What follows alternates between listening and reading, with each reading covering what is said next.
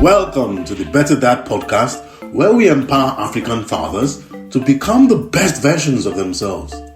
I'm your host, Jube Ojomo, and I am thrilled to be your guide on this journey. Today's topic is balancing work and family. Tips for managing work demands while making time for family. Let's get started.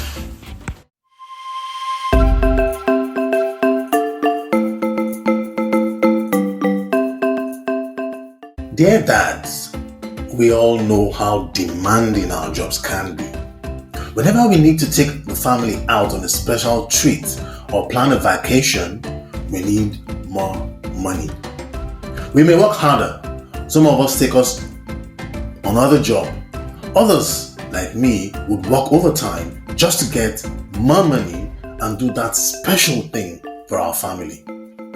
This means more time at work and less time with the very ones we love and are working hard to provide for.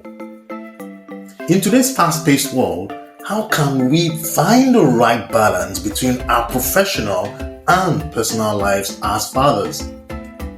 Today, we would consider 3 proven tips to help us cope. Let us start with 1. Values assessment. This means that we must take time to identify our core values. What do we hold most dear? So let's imagine that at the end of our lives, what would we wish to happen? Do we wish that we had spent more quality time with our family? Or would we wish that we pursued our career goals more aggressively? Or maybe maintaining good health.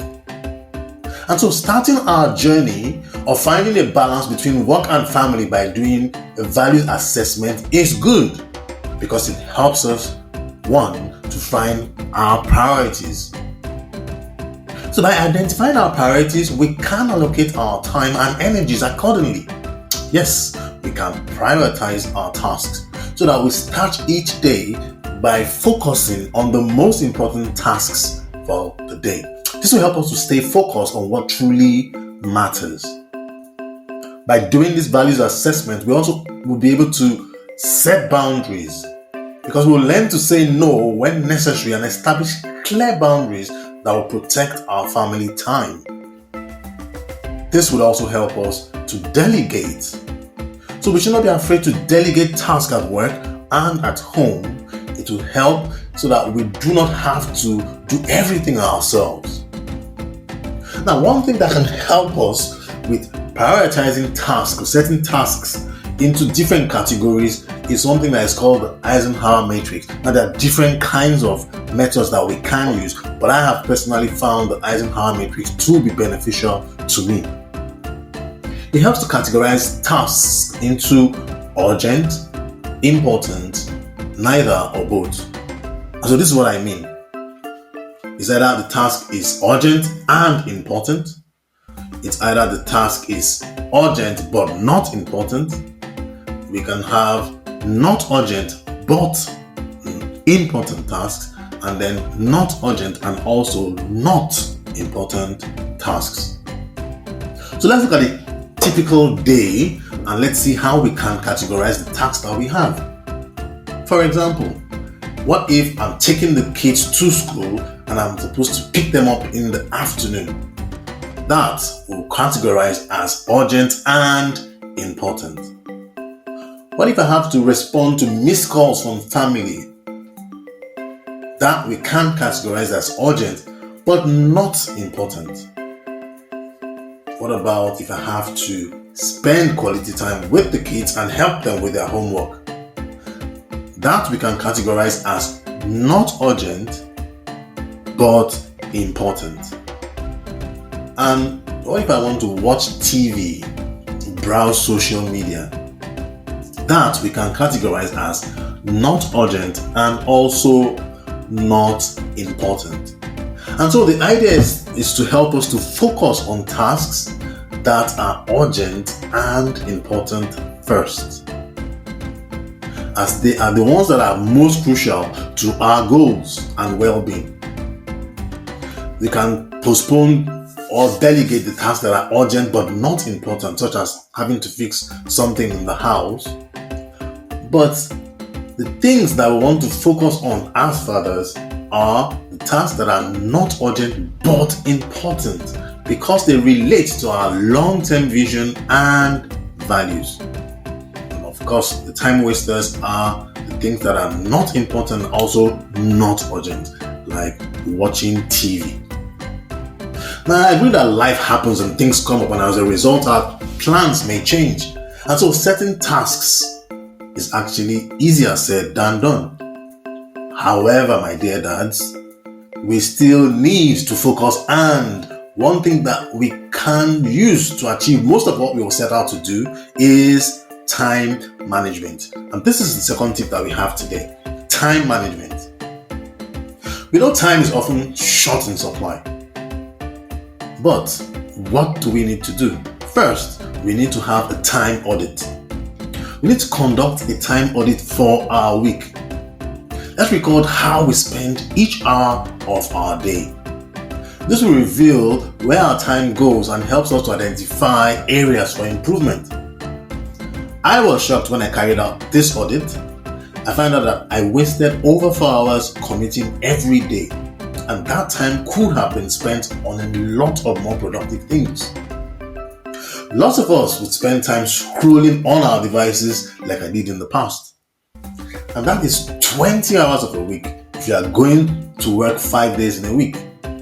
This time, we can't spend listening to audiobooks on personal development or personal finance or investing, something worthwhile. If we prefer writing, it will be a time to plan or to write on paper the plans that we have.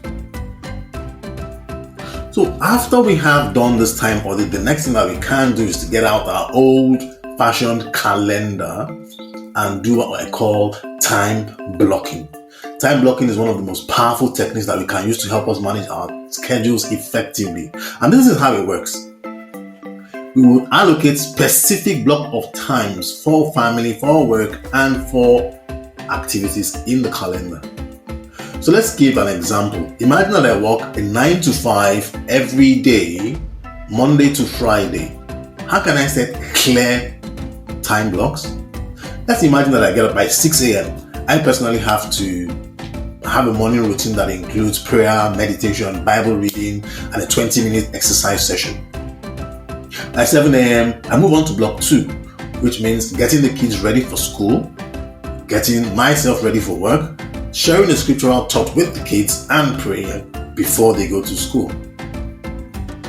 But what we will notice here is that while I have tasks to do, I do not have a to-do list that says brush, bathe, prepare breakfast, eat. No. All of those are grouped in a block of time and can be done in any order so far all activities are completed within that block of time. Personally, it serves me better than a to-do list, which leaves me feeling overwhelmed because at the end of that day, I'll usually have a long list of stuff that are undone and need to be added to the next day's to-do list. Now let's go back to our setting blocks of time. Commuting to work takes 1 hour, but why should I waste that time? So like I said before, we can't listen to podcasts or audio books. It will be a good time to study and personal development. A good time for study and personal development is actually before 9 a.m. because I hear that the brain's rate of assimilation at this time of the day is 100%. So now I'm at work, it's 9, I'm working till 5. However, I have a 1 hour break, which I use to call and catch up with family and friends. Between 5 to 6 is commute time again, and so I continue to listen to the Better Dad podcast. Between 6:30 or 6 and 7:30 p.m. it's time to implement what we have learned from the Better Dad podcast, such as playing with the kids, doing their homework with them, preparing dinner together, having dinner together, and then doing our daily stand-up, which is letting everyone talk about the highlights of their day. So while the kids are cleaning up after dinner, I spend the next 30 minutes in conversations with my darling wife. Between 8 to 10 p.m., it's time for me to pursue something different, like a business, or learn a new skill, or watch a documentary, or prepare the script for my podcast. 10 to 11 p.m. was to plan for the next day, review this day's activity, while between 11 p.m. and 12 a.m., I go to sleep. Now, I know that this sounds perfect and it's very unlikely that things will run so smoothly every day. But of course, the plan is not cast in stone. There may be a doctor's appointment in between, there may be networking events after work, we may have a more irregular schedule, such as a shift-based schedule, that may change the regular plan. But it's better to have a plan and stick to it as much as possible. This will help to prevent work from encroaching on family time.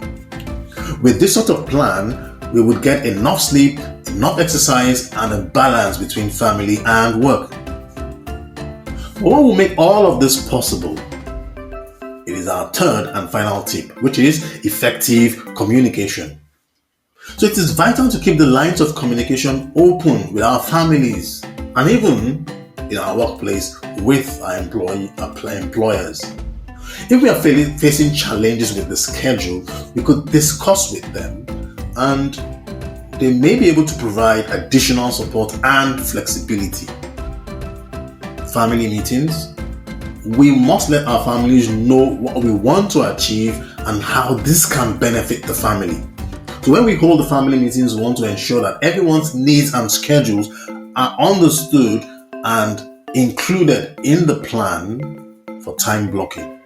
This would mean also planning time blocking for the weekends, including things like going out, having picnics together. This quality family time is when we are with our family and we must be fully present. It means putting away all devices and giving our loved ones our undivided attention. And so, my dear dads, my family is not perfect. We do not have a perfect system. However, we are adapting as our circumstances change. Do we feel overwhelmed at times? Not at times. A lot of times we feel overwhelmed. But that is why we keep working at it. Overall, my friends like what they see in my family. And that is why I'm sharing these tips with you. You too can create the family of your dreams. That's it, guys. Thanks for tuning in to this episode of the Better Dad podcast. Remember to carry out values assessment, practice time management, and communicate with your family.